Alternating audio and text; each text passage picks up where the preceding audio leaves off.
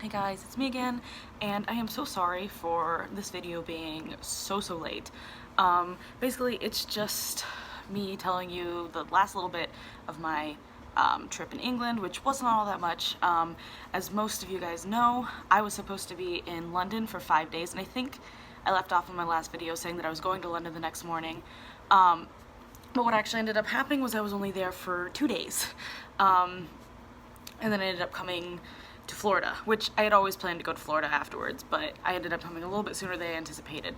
So basically what happened was I got into London around, I want to say 8 on Saturday morning, and I wasn't able to check into my hostel until 2, so I had to hang around with my stuff for a couple hours.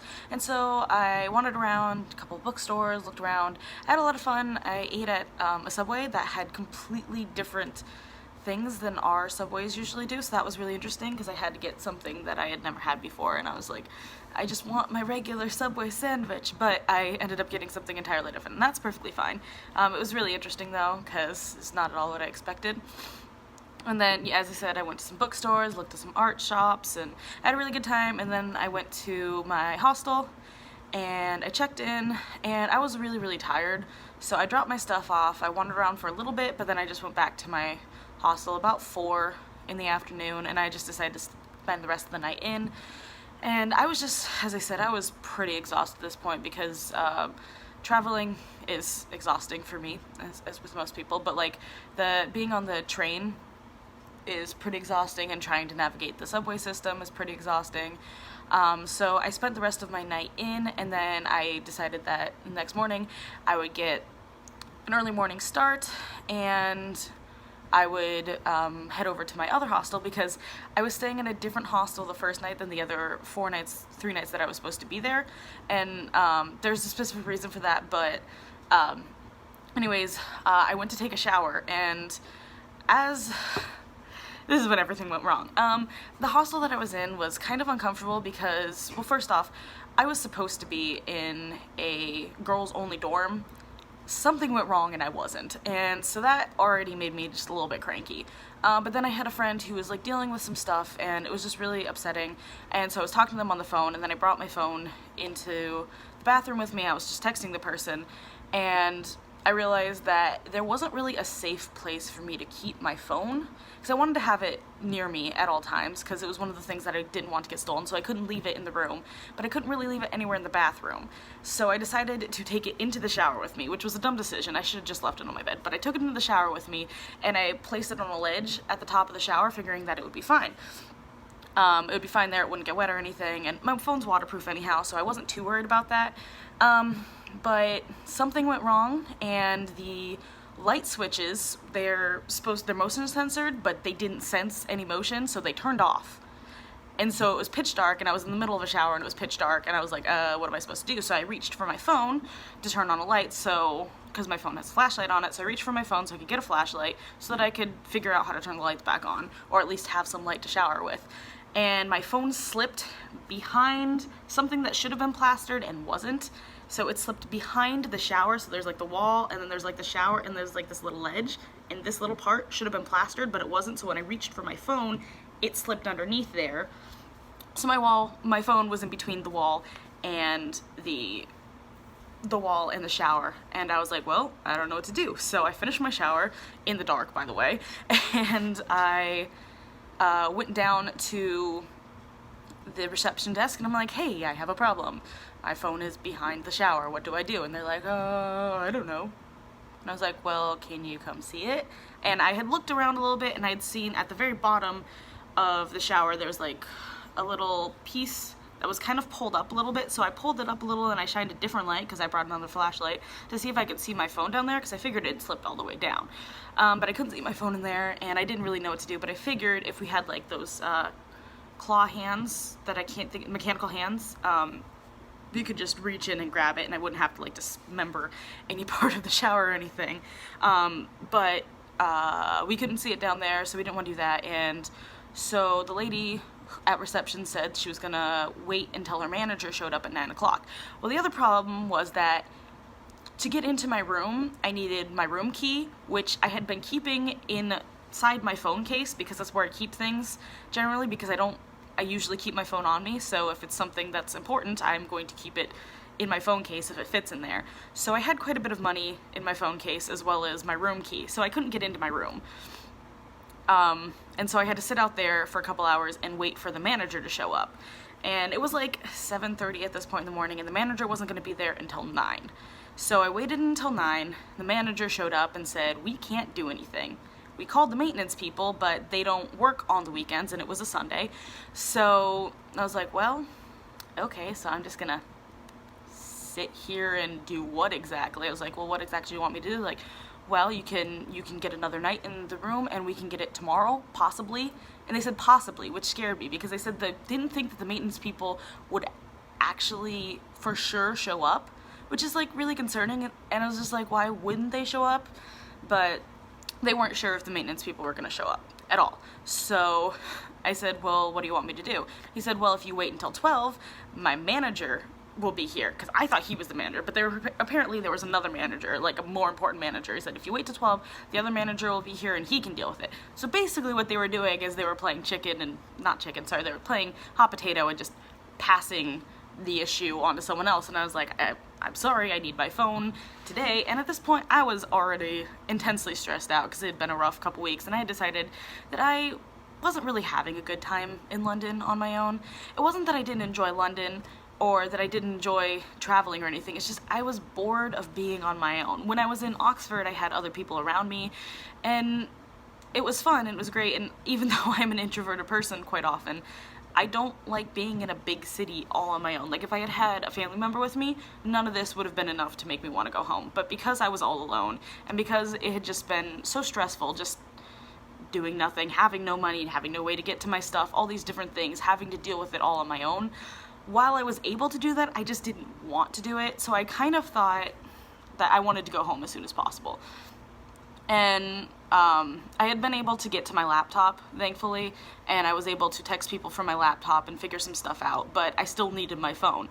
So noon comes around and the other manager shows up and he says, all right, we're gonna try calling our maintenance people again. The maintenance people are like, no, we don't want to show up. I said, well, can I use your phone and call a plumber?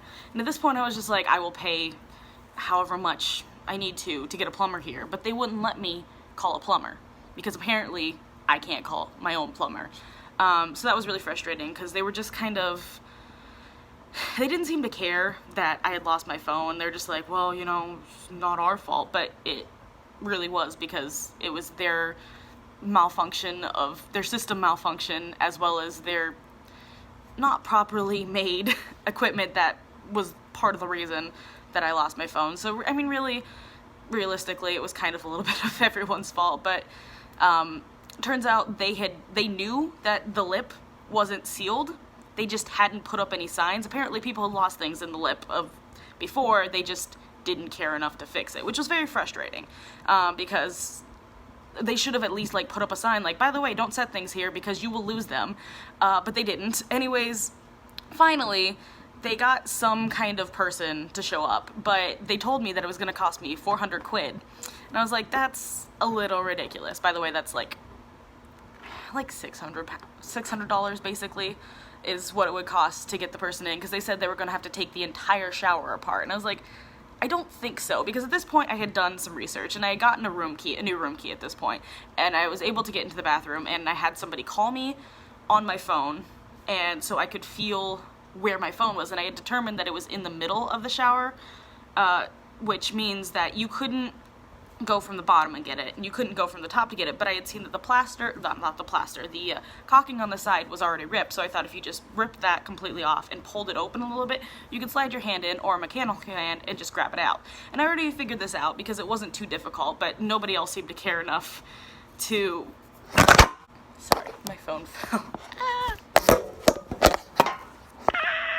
Okay, anyways, yeah, so nobody seemed to care enough to really listen to what I was saying, but basically I figured that if somebody was tall enough and had a ladder, they could just stick their hand down and reach in and grab it. But they were like, no, we're gonna have to pull this entire thing apart. And I was like, we will not have to pull the entire thing apart. But anyways, they called the person in, And he showed up and he's just like, we're gonna have to pull the whole thing apart. I'm like, you're not gonna have to pull the whole shower apart. And in my head I was thinking this, but of course he knows what he was doing, so I just didn't say anything. He's like, but first I'm gonna try this other thing. So this guy, I've been waiting for 7 hours for the plumber to show up. And finally they get a mechanic in, and he spends like 10 minutes digging around behind the shower, and he pulls it out.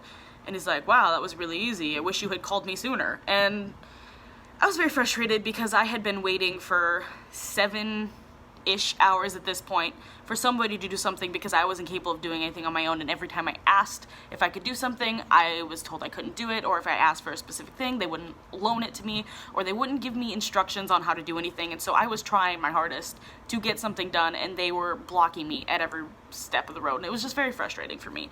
And I finally got my phone back, minus one little piece.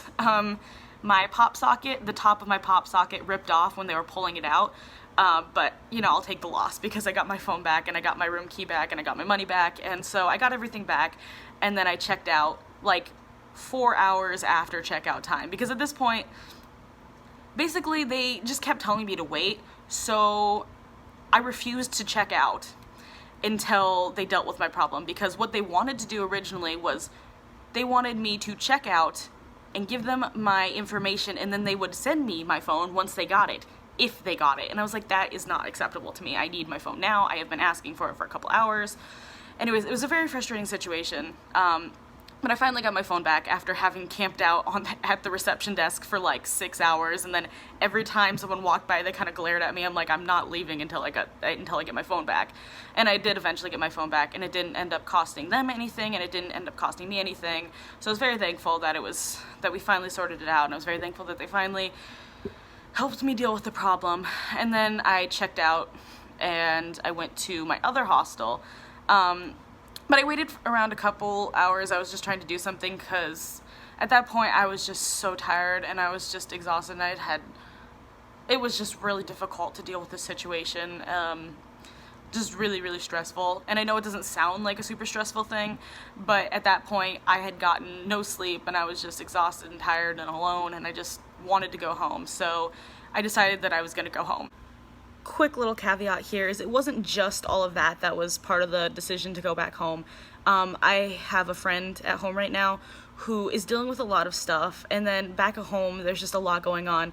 And I was at this point where I wasn't having any fun, but not just because of all the stressful things that were happening, but because I just kept thinking about home and thinking, I need to get this done when I get home, I need to get this done when I get home, I need to do this and this and this, and I want to be there. And I got to the point where I was like, I couldn't put any of the stuff that was happening back home behind me at that point in time. So as far as a vacation, it didn't feel like one, because I kept having to deal with stuff going on at home while I was in England, and it would have been so much easier to deal with it when I was in the States. So really, part of the decision was because I wasn't able to relax being there, because I knew, and I kept thinking about all of the things that needed to happen once I got back, and it was just, I was stressed thinking about getting back, and I wanted to get back so that I could deal with them. And I realized because of how much stress I was putting on myself just existing in a different country, I realized it would be so much easier to come back and deal with it here so that I wouldn't stress myself to death in a different country, which was a genuine concern because I have had stress issues that I've been dealing with recently, and I didn't want to like kill myself with stress while I was trying to have a little bit of a vacation. So I ended up coming back partly because of the stuff that was happening, but mostly because of the other stuff that was happening back in the States. So I called my booking person and I was like, hey, I need the next flight out, or as soon as I can, I need a flight out of here. I just want to go back. The original plan was I was going to be there 5 days, and then I was going to go to Florida for a week, and then I was going to go back home. That plan has changed so much since then. But anyways, I was just like, I just need a flight back to Florida.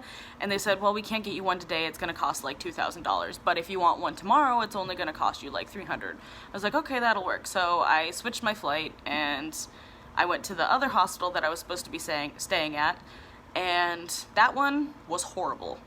It was the worst hostel in the world. Again, I booked a room for just girls, and somehow both times that I booked a room for just girls, I ended up in a co-ed dorm, which did not make me happy.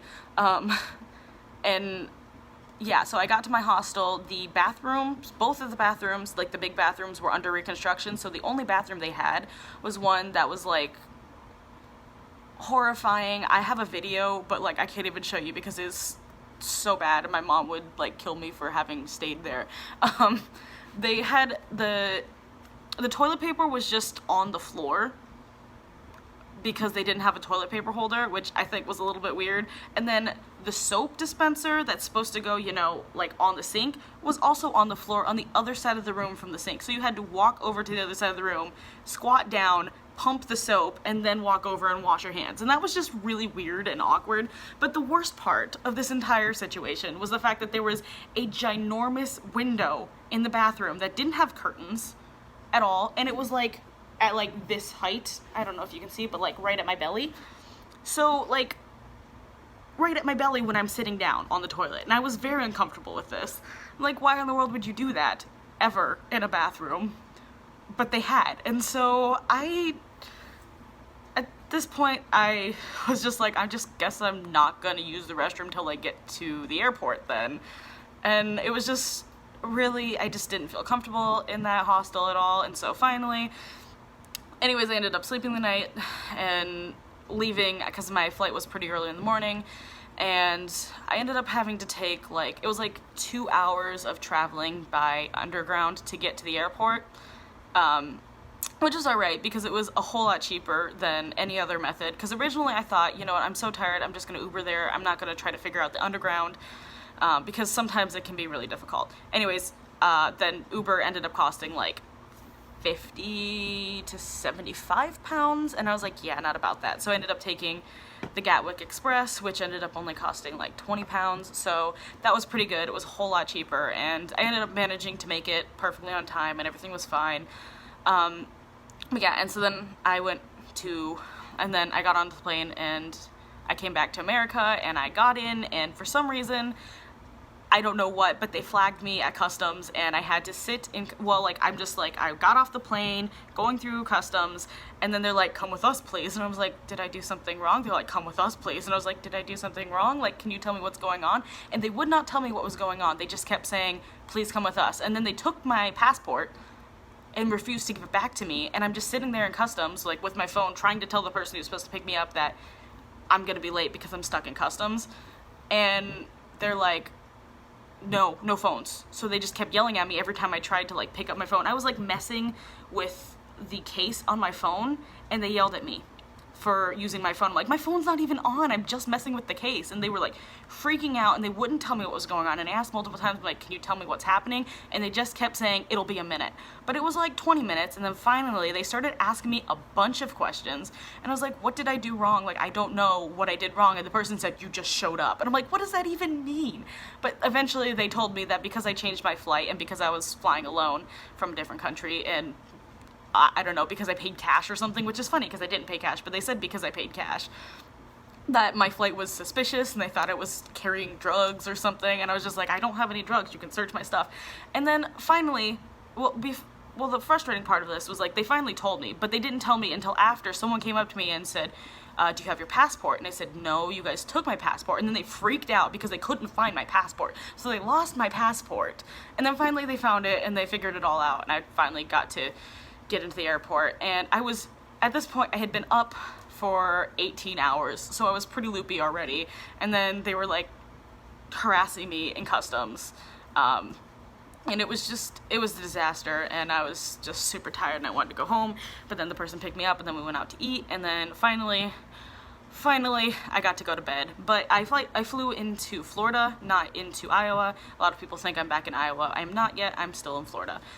So yeah, I'm visiting Jake in Florida right now, and instead of flying back to Iowa, which was the original plan, I am going to be flying from Florida to Kansas, where I'm going to stay with my mom for a little bit, and then I think then after that I'm going back to Iowa. So yeah, it's a really roundabout trip, and originally the plan was fly from Iowa to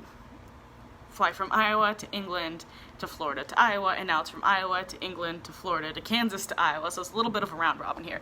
But I am finally in Florida. We've gone to the beach a couple times. It's been really fun. I've been relaxing a lot because as much fun as England was, I think a lot of people thought it was like a vacation for me. It wasn't. It was mostly learning and stuff. It wasn't really a vacation. I did love it and I had so much fun and I learned so much, but it was not in any way a vacation.